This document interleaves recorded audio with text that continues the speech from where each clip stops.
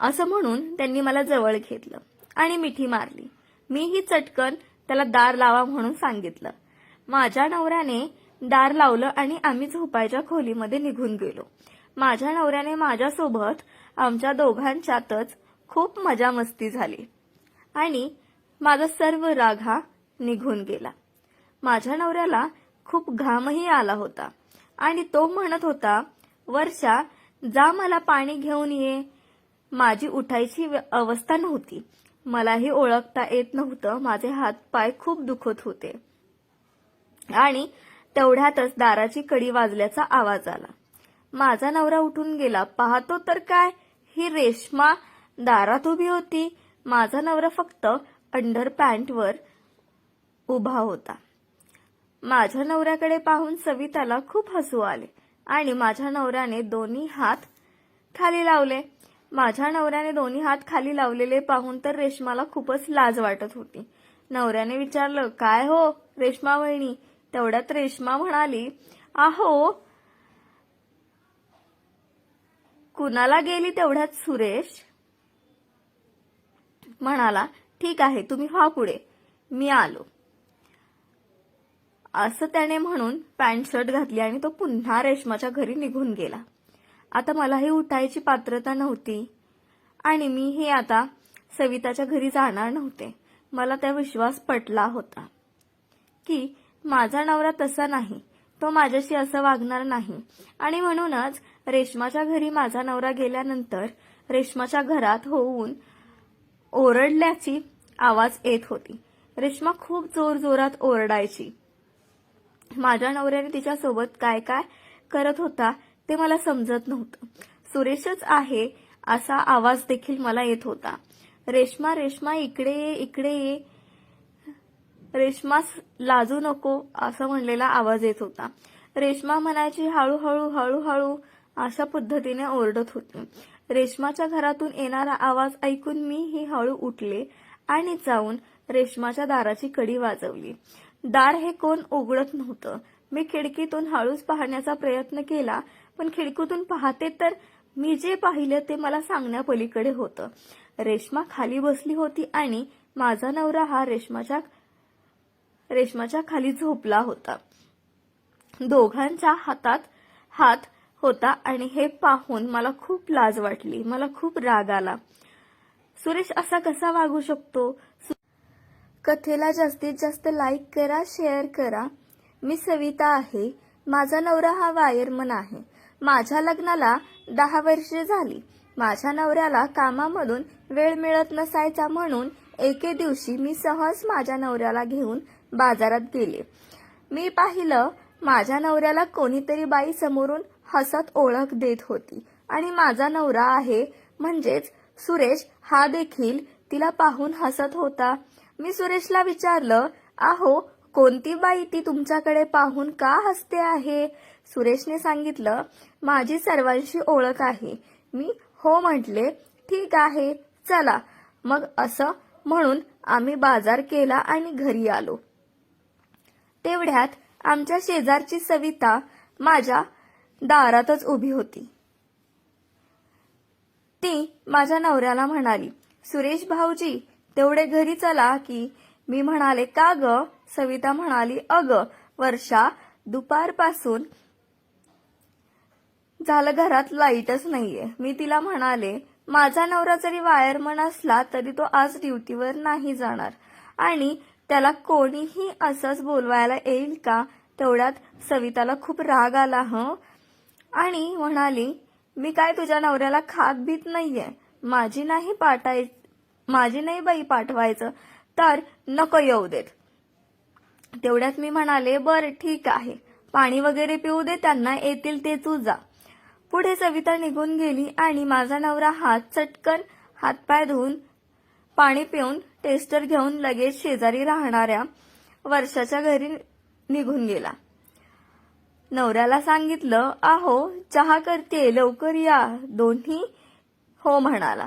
तो निघून गेला. तेवढ्यात सविता माझ्या नवऱ्याला म्हणाली, भाऊजी तुमची बायको खूप बोलते बुवा, तिला तुमच्यावरती विश्वास नाहीये का? तेवढ्यात मी म्हणाले, मी काय तुम्हाला खाणार होते का?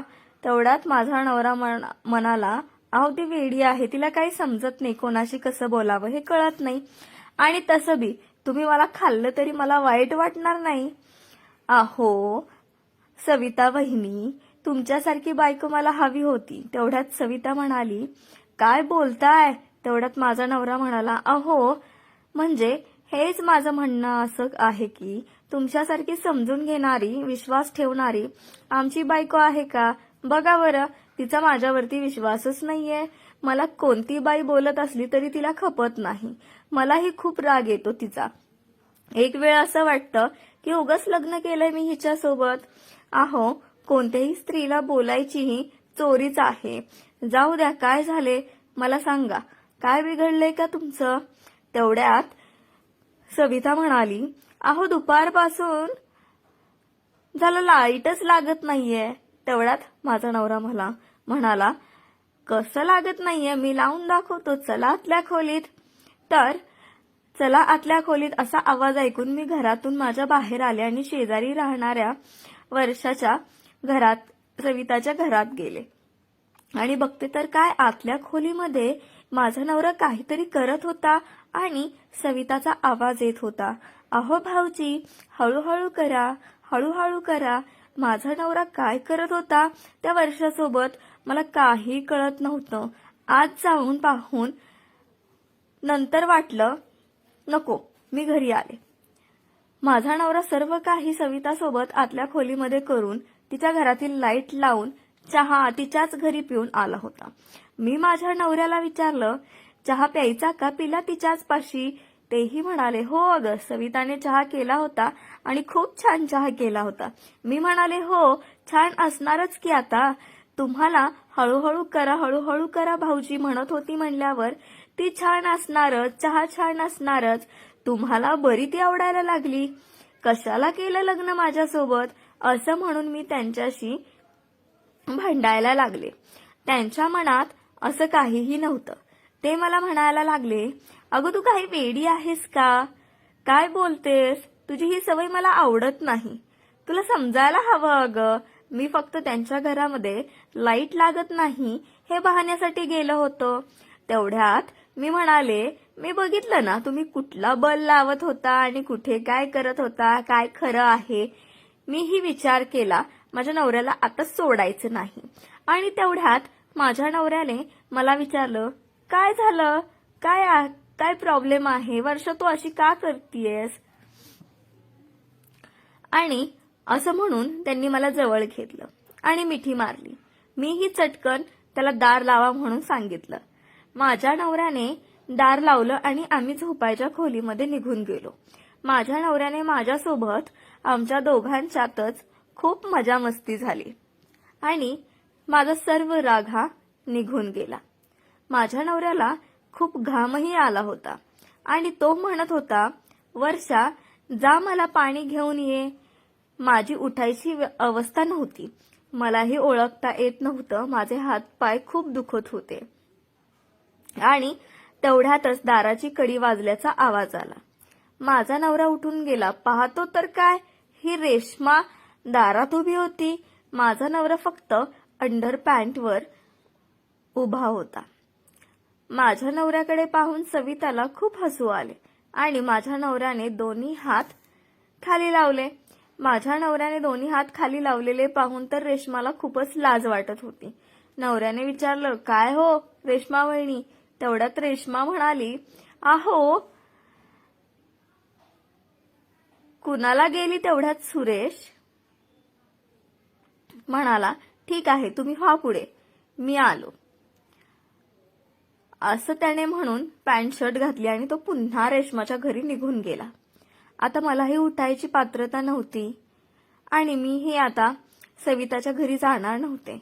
मला त्या विश्वास पटला होता की माझा नवरा तसा नाही, तो माझ्याशी असं वागणार नाही. आणि म्हणूनच रेश्माच्या घरी माझा नवरा गेल्यानंतर रेश्माच्या घरात होऊन ओरडल्याची आवाज येत होती. रेश्मा खूप जोरजोरात ओरडायची. माझ्या नवऱ्याने तिच्यासोबत काय काय करत होता ते मला समजत नव्हतं. सुरेशच आहे असा आवाज देखील मला येत होता.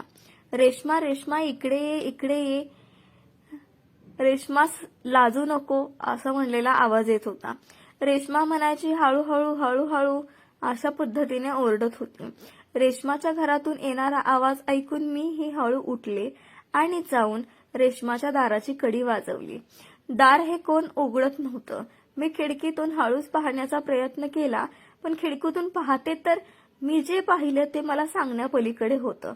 रेश्मा खाली बसली होती आणि माझा नवरा हा रेश्माच्या खाली झोपला होता. दोघांच्या हातात हात होता आणि हे पाहून मला खूप लाज वाटली. मला खूप राग आला. सुरेश असा कसा वागू शकतो? सुशिक्षित अशी सुरेशकडून अशी कोणतीही चूक कशी होऊ शकते याचा मला विचार पडला होता. पहिल्यापासूनच माझा नवरा हा खूप रेश्माला आवडत असायचा. कोणत्या ना कोणत्या कारणाने आमच्या ती घरी यायची आणि माझ्या नवऱ्याला घरी बोलवून न्यायची. रेश्माचा नवरा हा मुंबईला कोणत्या तरी कंपनीमध्ये कामाला होता. रेश्मा गावी होती. तो महिन्यातून 1 ते 2 दिवस घरी यायचा आणि त्यानंतर महिनाभर तो घरी नसायचा. घरी असायचं, परंतु लाईट बिल किंवा काही काम काढून ती माझ्या नवऱ्याकडे बोलवायला त्याला यायची आणि माझा नवराही जायचा. तिची सर्व इच्छा पूर्ण करायचा. रेश्मालाही खूप छान वाटत असायचं, परंतु माझ्या नवऱ्यासोबत रेश्मा जो काही करायची ते सर्व मला काही समजत असायचं. कारण मला आणि रेश्माला या गोष्टी समजत होत्या. माझ्या आणि रेश्माच्या घरामध्ये फक्त एक भिंत होती. त्यामुळे पलीकडच्या घरात काय चालू आहे हे सर्व काही ऐकायला येत होतं. मी सुरेशला विचारलं, हे काय करत होता तुम्ही? मी स्वतः तुम्हाला रेश्माच्या घरामध्ये पाहिलं आणि तुम्ही ही रेश्मासोबत असं कसं करू शकता? तुम्हाला बायको आहे, तुम्हाला समजत नाही का? मी असं विचारल्यानंतर सुरेश हा एकदम थक्क झाला. त्याला काय बोलावं हे समजतच नव्हतं. सुरेश आता वेड्यासारखं वागत होता. त्याला रेश्मात मी दिसत होती. तो म्हणाला, अगं वर्षा, मी तुलाही सर्व सुख देत आहे आणि जर सविताला रेश्मालाही देत असेल तर तुला काय त्यामध्ये बिघडतंय? आणि मी सविताला हवं ते सुख देईल. आणि जर तुला आवडत नसेल तर तू राहू नको, तू निघून जा, असंही तो म्हणत होता. आणि तो तसं म्हणून माझ्यावरती संशय घेत होता आणि मीही त्यालाच कंटाळले होते. सुरेशला बोलले, अहो परंतु तुम्ही असं कसं काय करू शकता? हे सर्व काही सुरेशला मला ताळ्यावर आणण्यासाठी करायचं होतं.